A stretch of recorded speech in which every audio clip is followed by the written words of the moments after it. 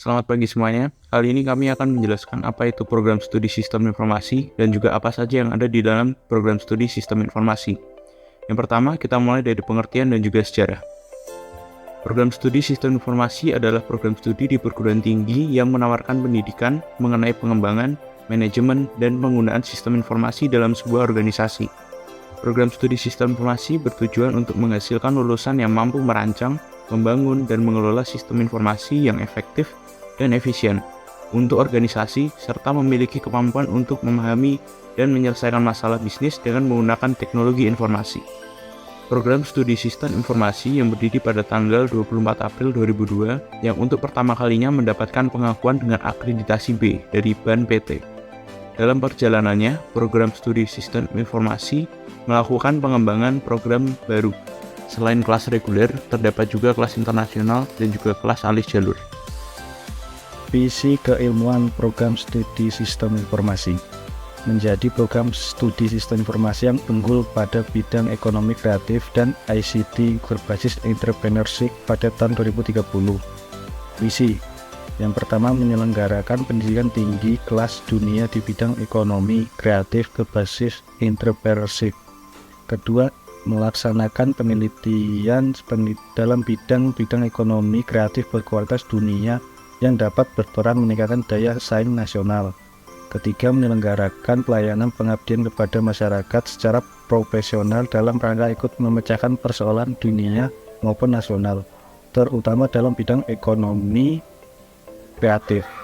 Keempat, menyelenggarakan pendidikan berstandar global melalui kemitraan dan jejaring nasional, regional maupun global. Di sini saya akan menjelaskan struktur organisasi. Yang pertama ada Ketua Prodi yaitu Pak Anggit Dwi Hartanto. Yang kedua ada Sekretaris Prodi yaitu Bu Eli Pujastuti. Yang ketiga ada Gugus Kendali Mutu Prodi yaitu Bu Betty Wulansari. Selanjutnya ada bidang pendidikan dan pengajaran yaitu ada Bu Atik Nurmasani, Bu Irma Rofni Wulandari, ada Bu Nini Tri Hartanti, ada Bu Nur Himah.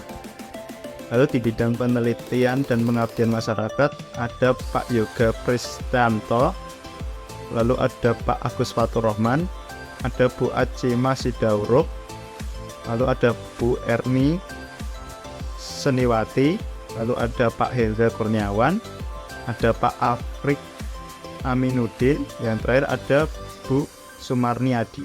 Lalu yang terakhir ada di bidang penguatan dan kelembagaan, yaitu ada Bu Ika Asti Astuti, ada Pak Ika Nur Fajri, dan yang terakhir ada Pak Agung Nugroho. Program kelas sistem informasi. Yang pertama ada kelas internasional atau PCIS, merupakan kelas internasional prodi sistem informasi. Mahasiswa yang tergabung dalam kelas ini dapat dimungkinkan mendapatkan pengajaran dan pembelajaran bersama mahasiswa dari negara lain. Yang kedua adalah kelas reguler. Kelas reguler merupakan kelas yang dapat diikuti oleh calon mahasiswa pada umumnya.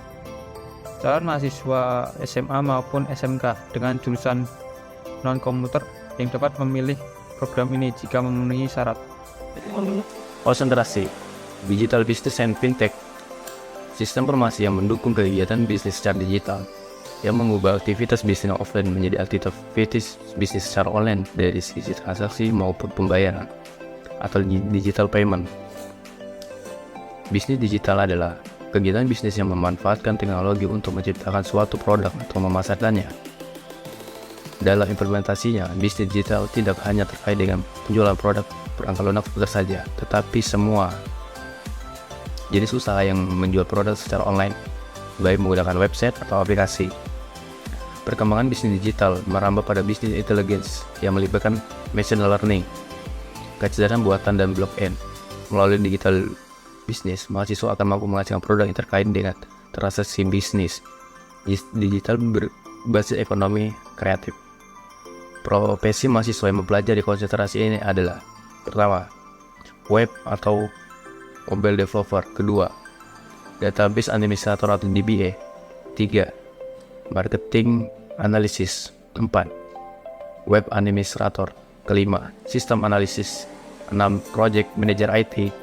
7. Business Data Analysis. 8. UA atau UX Designer. 9. Test Planner. 10. Startup Founder. Dan terakhir, Internet Marketer. Kreatif multimedia and metaverse.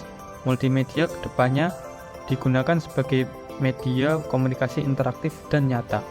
Dengan adanya kombinasi antara teknologi augmented reality, virtual reality, dan mixed reality yang mengarah pada teknologi metaverse. Sehingga dengan mempelajari multimedia, mahasiswa mampu menciptakan produk yang dapat memberikan informasi dengan cara kreatif, komunikasi hingga interaktif.